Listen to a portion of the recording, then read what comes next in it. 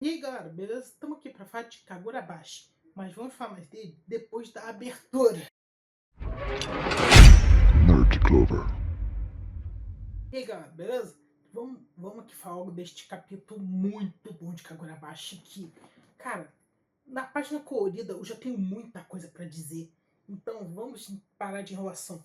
Cara, esse capítulo se abre com uma página colorida que é Shihiro, o a Iori, Hakurei, os três, né, com a figura dos seus pais atrás. E essa, cara, essa página já pode dar dá um lance de simbolismo, caraca.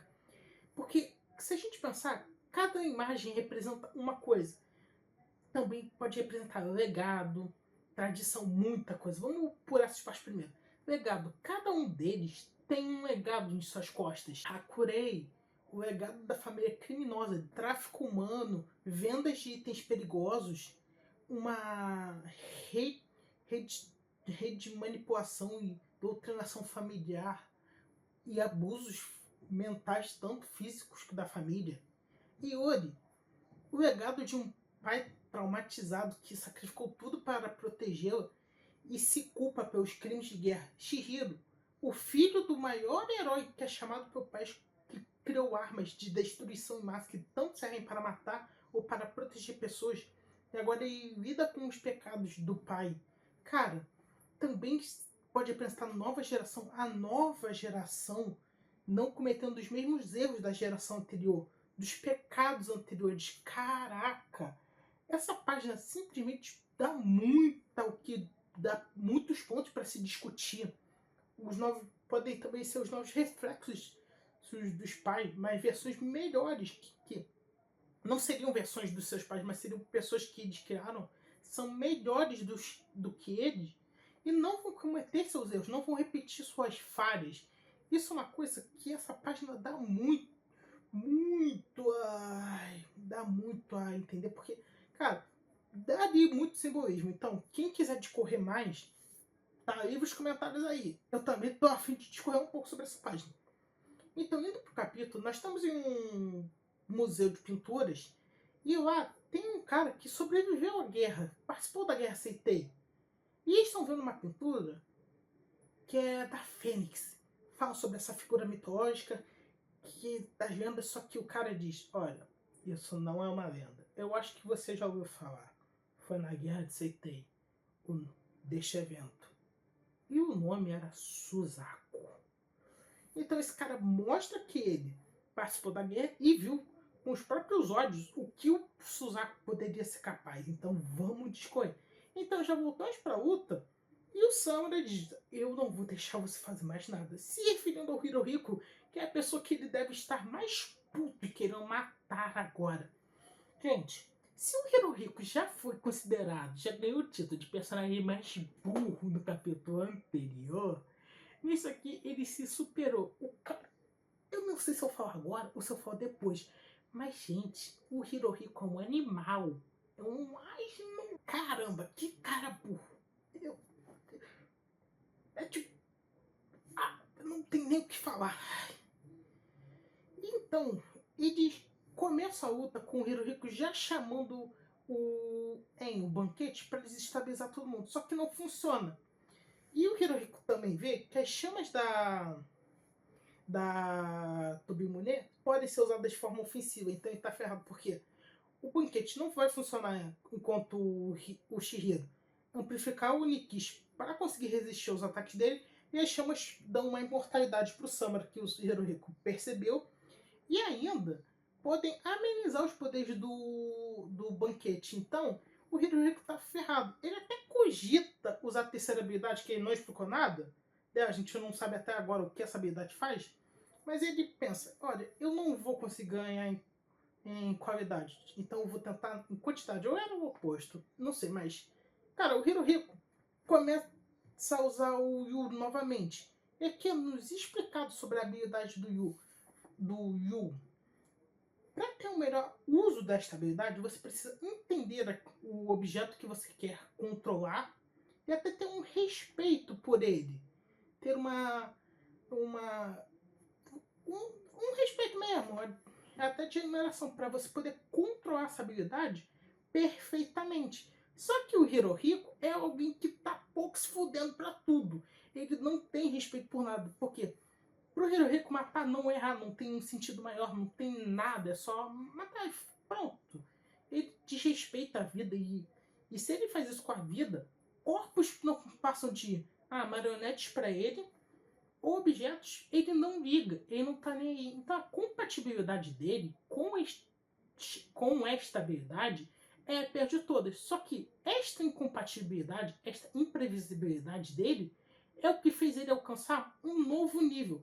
Aqui eu fiquei em primeiro momento, achei que era o domínio, e é de fato domínio, mas eu tive uma interpretação um pouquinho diferente.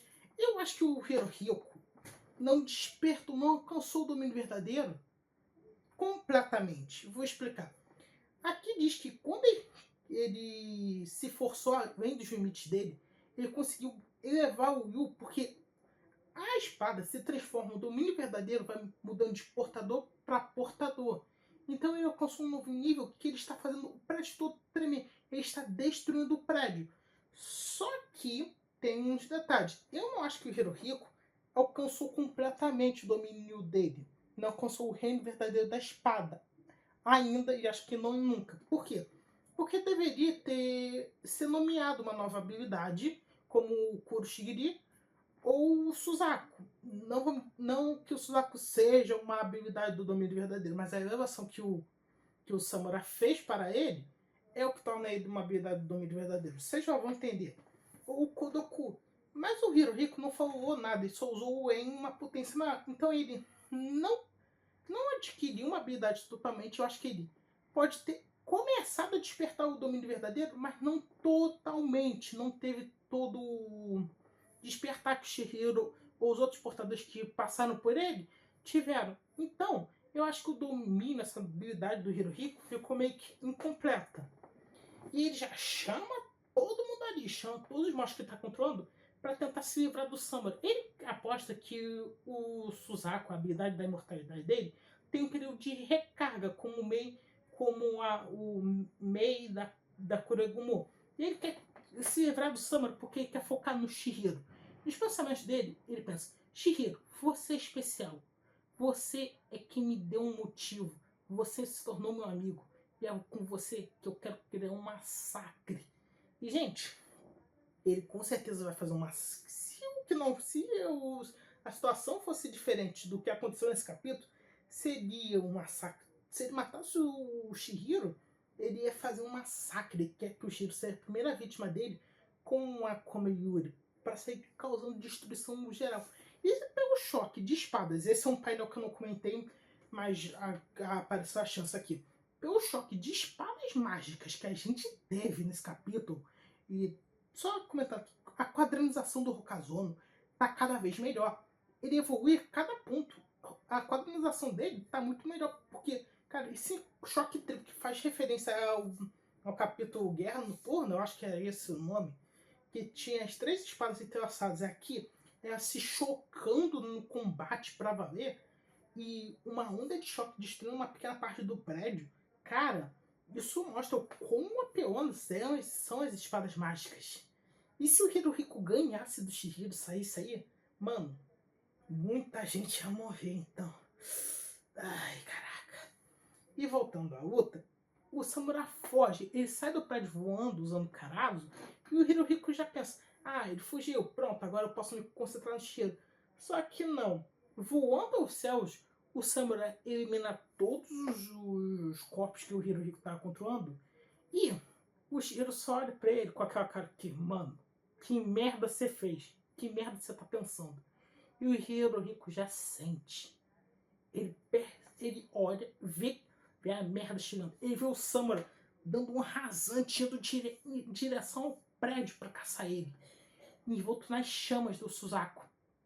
E dá uma grande explosão de fogo.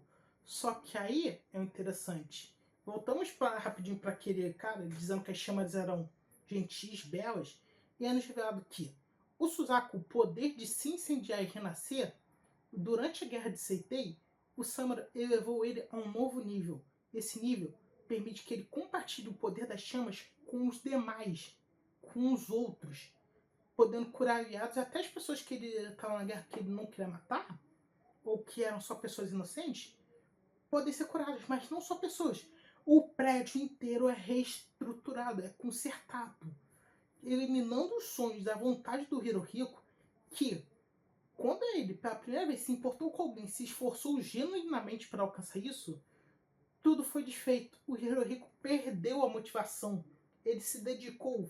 Ele queria lutar. Ele se deu um objetivo. E tudo foi arrancado dele em poucos segundos. E isso, cara... vamos aqui falar rapidinho, antes das páginas finais, que o que vai acontecer agora com o Hirohiko? Tipo, ele vai morrer? Eu acho que bem provável pela perda de sangue, porque ele teve os 2 braços decapitados. Ele pode ser salvo? Eu acho que sim, acho que é a resposta mais viável para ele. E eu acho que vai perder a Komayuri. Já vou explicar isso melhor. E ele vai ser salvo, mas sem ela, isso vai ser um trauma para o Hirohiko que talvez sirva para dar um desenvolvimento maior para ele. Mas eu queria falar aqui sobre um lance que eu andei pensando sobre o Hirohiko, mas eu acho que eu vou deixar para um vídeo separado. Mas aqui, mesmo que o Hirohiko seja salvo, eu acho que por causa do que aconteceu com o Samura, ele talvez perca a vontade de lutar e não volte mais. Não queira mais nada, a menos que ele mantenha essa chama acesa para querer se vingar do Samura e finalmente ter um embate final contra o Shihiro. Porque todos os embates deles foram interrompidos, nunca teve um real vencedor. Na verdade já teve, o Hirohiko já perdeu 2 vezes pro Shihiro, mas nunca teve a finalização da morte de um deles. E agora, eu acho que se o Hirohiko sobreviver e ainda quiser lutar, recuperar sua vontade de lutar, ele vai finalmente encontrar a morte pelas mãos do Shihiro. O que não acho impossível. E agora, voltando às páginas finais do capítulo, o Samura estava pegando a Komayuri. Por isso que eu acho que o Hirohiko vai voltar para o Hishaku se ele sobreviver sem a espada. Já que nem ele, já que nem o Samura, nem o Shihiro vão deixar essa espada voltar para o Hishaku. E, bem, não tem o que dizer. Realmente, essa espada para eles não vai voltar para o Hishaku. Seria uma burrice tremenda e uma grande falta de irresponsabilidade deixarem novamente uma espada tão poderosa assim parar nas mãos do Hishaku. Então eu não acredito que essa espada vai voltar pro Hirohiko. Não acredito. E ele vai ficar sem magia por um tempo. E talvez tenha o desenvolvimento dele. Talvez. Ou ele morra, o que eu não descarto também. Eu acho que tem muita chance do Hirohiko morrer.